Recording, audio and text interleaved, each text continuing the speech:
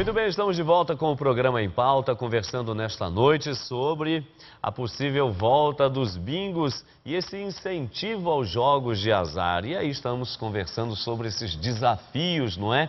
Que envolvem não só a sociedade brasileira, mas, portanto, a cada um de nós como membros desta mesma sociedade. Então, quais são as consequências pastorais e educacionais desta polêmica que está aí tramitando no nosso Congresso e que nós aqui queremos dar uma palavra, né? Uma palavra educacional, uma palavra moral, uma palavra reflexiva, não é? Aqui nesta noite conosco o Frei Antônio Moser e o Padre Otávio Juliano, mestre em Teologia Moral. Nós queremos aproveitar a oportunidade para dizer que você também pode interagir conosco, mandando para a gente o seu e-mail. Nosso endereço eletrônico você já conhece, é empauta@cançãonova.com, ou ainda, de repente, aquele tema que você não conseguiu assistir, você pode acessar, por exemplo, 2 canais assim que você vai ter acesso aos conteúdos. O primeiro, site do Frei Antônio Moser, antoniomoser.com.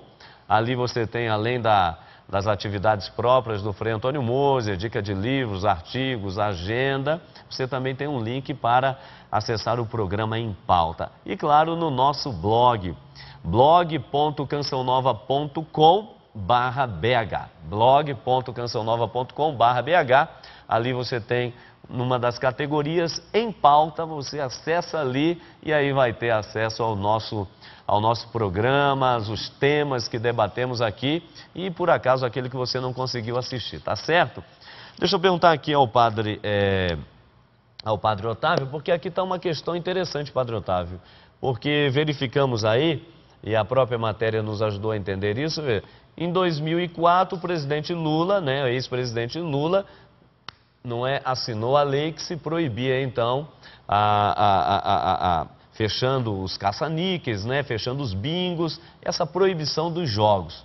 Mas, por outro lado, e já o Frei Moser também vai falar sobre isso, nós temos aí os jogos que vão se ampliando, inclusive no mundo dos atletas, né, no mundo do futebol e assim por diante. Quer dizer, jogadores, personalidades, atletas, enfim, que por um lado incentivam, a gente não sabe até que ponto incentivados também, não é? Incentivam, e por outro lado, o governo que tenta, barrar isso daí. Como entender esse incentivo, por um lado, especialmente por esses que, na verdade, talvez devessem fazer o contrário? Nós estamos diante de um furacão de jogo de interesses muito grande. Veja bem, primeira coisa, o Brasil não tem tradição esportiva. Qualquer atleta bem intencionado, que queira realizar seu sonho, que queira viver o ideal, e encontrando um empresário que queira fazer esse sonho acontecer, ele vai topar qualquer negócio para poder viabilizar o seu sonho. Então veja bem, você tem aí um casamento entre atletas bem intencionados, outro grupo de atletas que talvez não saibam o que está acontecendo no mundo esportivo em volta dele, e uma parte de empresários que querem lucrar a partir dessas leis de incentivo. Daí surgiu a Lei Zico em 93, depois a Lei Pelé em 98. Uhum. O Brasil não tem essa tradição no esporte. Eu acredito que grande parte deles vai nessa direção. Agora, sobre o presidente Lula, o ex-presidente Lula, eu acredito que naquele contexto do ano de 2004 deveriam existir motivações que o fizeram vetar essa lei, que fizeram com que ele proibisse os jogos de azar por um contexto político. Bom político, esperto e hábil como ele é, né? Na verdade ele tinha. É difícil adivinhar ou dizer exatamente o porquê específico daquele momento. Mas acredito que era a conjuntura política que explicaria essa decisão do presidente Lula. Agora, é muito contraditório, né, Frei Antônio Moser? Você que está nos acompanhando também deve estar pensando a mesma coisa, porque como pode? Se por um lado esses jogos eletrônicos, esses bingos, esses jogos do bicho e assim por diante são proibidos, mas por outro lado o governo também tem os seus joguinhos, a loteria esportiva e assim por diante. Como é que a gente fica nessa contradição aí? A palavra certa é contradição, e nós teremos nesse momento, seguramente, 99% dos brasileiros contra nós. Oh. Se você falar mal da loteria esportiva, você está perdido. Imagina, né? Quanto desemprego, quanta perda de alegria, a expectativa, de esperança. Então, gente, calma, calma. A gente não está querendo condenar. A gente está querendo entender as razões que levam um governo a incentivar aquilo que por si mesmo já é destrutivo. É a mentalidade, não é, de ganhar a vida com facilidade. Isso que falei, vai jogar cada vez mais a loteria esportiva. Depois, fora, como foi denunciado pelo novo ministro aí, Cardoso, gostei, a colocação dele foi muito boa, né? Muita corrupção atrás de tudo isso. Aí vem a loteria esportiva. Eu, pessoalmente, estava pensando o que eu vou dizer para não apanhar na saída agora da gravação, né? O que eu vou dizer? Eu apenas diria o seguinte: quem sabe se consiga transformar essas loterias de uma tal forma que os males sejam menores, ao menos isso, né? Que seja uma espécie de distração, etc., ou seja, uma certa quantia que pode ser jogada, uma certa quantia que você ganha, o resto vai para benefício de uma instituição que necessite, por exemplo, crianças, casas populares, ou coisa que vale, traduzindo, algo nessa linha, não é? Eu imagino aquilo que em moral se chama mal menor. Perfeito. Às vezes você tem uma impossibilidade de vetar.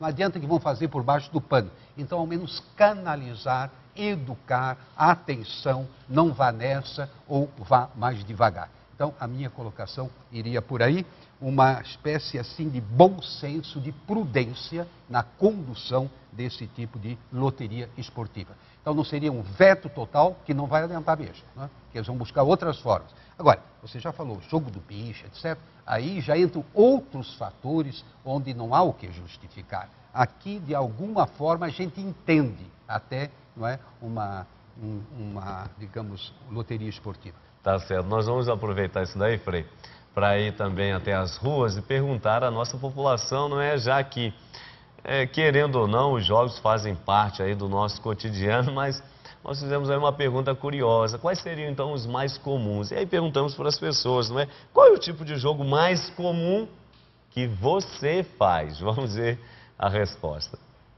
Jogo eu não faço nenhum, só gosto do jogo de campo. Gosto das loterias esportivas, esses negócios assim. Nunca ganhei coisa nenhuma, mas sou teimoso. Nenhum, eu não jogo. Não acredito em jogo, então eu não jogo. Eu não faço não, sabe? Eu não acredito muito nessas coisas, entendeu? Então eu acho melhor ficar mais tranquilo com relação a isso aí. Costumo não. Falta de tempo, cara. Mas no final de semana a gente brinca, joga uma dama, xadrez, natural. Mas não tem muito tempo não, estudando, trabalhando, então não tenho muito tempo não. Mas é gostoso. Eu não jogo não, sou evangélico, aí eu não jogo não. Já joguei sinuca, mas hoje em dia só jogo buraco e tênis. Já joguei. Foi legal, eu joguei de vez em quando, não jogava sempre. E bingo eu joguei muito em São Paulo. Mas é bom, distrai pra caramba. Tá certo. Mas, o Padre Otávio, aqui tem uma questão interessante. Até acho que vale a pena, por favor, na sua fala, não é, nos ajudar a distinguir. Existem aqueles joguinhos mais comuns, né? Dama, baralho, coisa, quando ainda não estão na esfera do valer, do dinheiro, da aposta, não é? E aqueles outros que, não é, já entra o dinheiro e às vezes sai briga e cobrança e às vezes, Deus livre e guarde, sai até morte. O que o senhor ainda fala da nossa população? Olha, eu retomo aquela fala do Frei Moser inicial, onde o ser humano busca o risco. O que seria de nós, como civilização, se nós não tivéssemos essa dimensão do risco? Então, até o disputar, o perceber quem é mais forte, isso faz parte da nossa constituição, quase que psicológica mesmo. Agora, quando existe o dinheiro está no meio da disputa, realmente toma uma outra coloração, e aí é difícil a gente dizer aqui, talvez o tempo também falte, porque tem estudos sobre isso, né? Eu sou assinante de uma revista que trabalha assuntos de neurociências, de psicologia e tal, e existem muitos estudos sobre isso. Todos nós buscamos em algum momento o risco, e isso até certo ponto é interessante. Mas eu acho que quando vem a questão do valor do dinheiro, realmente o caminho que é tomado vai para outra direção e não tem mais controle. A história nos prova isso, o cotidiano, a fala das pessoas, eu não mexo com isso, eu não quero saber, quer dizer, revelando um medo, talvez porque já perderam. Perderam amores, perderam pessoas, perderam bens, perderam até a saúde por causa disso, ou conhecem pessoas que perderam muita coisa. Agora, os jogos, eles podem ser uma forma de socialização, de também ali criar ambiente, amizade, alguma coisa? Por exemplo, esses onde justamente o dinheiro, a aposta acaba não entrando? Sem dúvida. Podem ter essa conotação também? Existem vários e vários tipos de jogos que deixam realmente grupos cada vez mais coesos. As empresas hoje utilizam dinâmicas de grupo e jogos para fazerem as suas equipes interagirem melhor, trabalharem melhor. O problema realmente existe quando se coloca em jogo a disputa de dinheiro.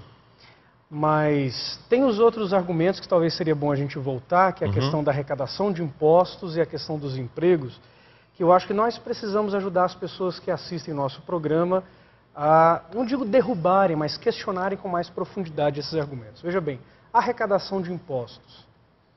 Por que nós vamos arrecadar impostos com os jogos se nós podemos arrecadar de uma outra maneira? Perfeito.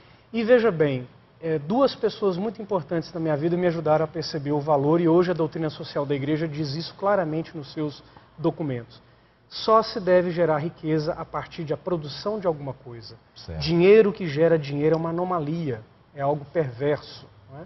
Meu tio me ajudou a trabalhar quando eu era adolescente, e depois o professor universitário que me deu o primeiro emprego na universidade, né, que foi uma outra faculdade que não a PUC, disse: eu não consigo entender por que o Brasil vai nessa direção, né, de renda, de mercado financeiro. O jogo está nessa direção. Sem dúvida. Quer dizer, nós precisamos de gerar impostos que gerem riqueza para a população através da geração de empregos que, produzindo produtos, exportando minério, seja por alimentos, seja por tecnologia. E a questão dos empregos é o seguinte: quantas outras áreas estão carentes de serviços e de empregos no Brasil? Talvez esse argumento não valha para os Estados Unidos ou para outro lugar, mas que poderiam dar empregos a tantas pessoas que não as casas de bingo e outros lugares semelhantes. Tá certo. Diga, Frei. Eu queria pegar umas duas dicas que o Padre Otávio colocou. A primeira diz respeito ao dinheiro, sim, concordo, é mamona, né, bíblica, exatamente. Ou seja, aquilo que de fato vai criando a ânsia do lucro, né, e a ganância. Agora, eu colocaria um outro elemento. Por exemplo, nos jogos eletrônicos de computação, você pode se tornar dependente, você não perde nada em termos financeiros, mas você perde a sua liberdade, você perde o seu tempo, em vez de estudar, em vez de ler. Essa seria a primeira observação. A segunda, sobre a socialização. Claro, gente, o esporte é uma maneira de... É um jogo de futebol, jogo de basquete, etc. É uma maneira de socializar, sem dúvida nenhuma. O problema é aquilo que está por trás dos jogadores que foram comprados por milhões e milhões de dólares, etc. Aí entra outra história. Mas o esporte, como esporte, sempre é competitivo. As Olimpíadas, que coisa mais linda, né? Para-Olimpíadas, coisa bonita, a pessoa se superar nas suas deficiências. Então, não é o jogo pelo jogo, mas é aquilo que cria dependência e que cria corrupção dos mais diversos tipos. Claro, aqui nós estamos falando de delimitando o tema, não é? Porque quando se fala de jogos a coisa se amplia, mas aqui delimitando a esses jogos, e no caso jogos de azar.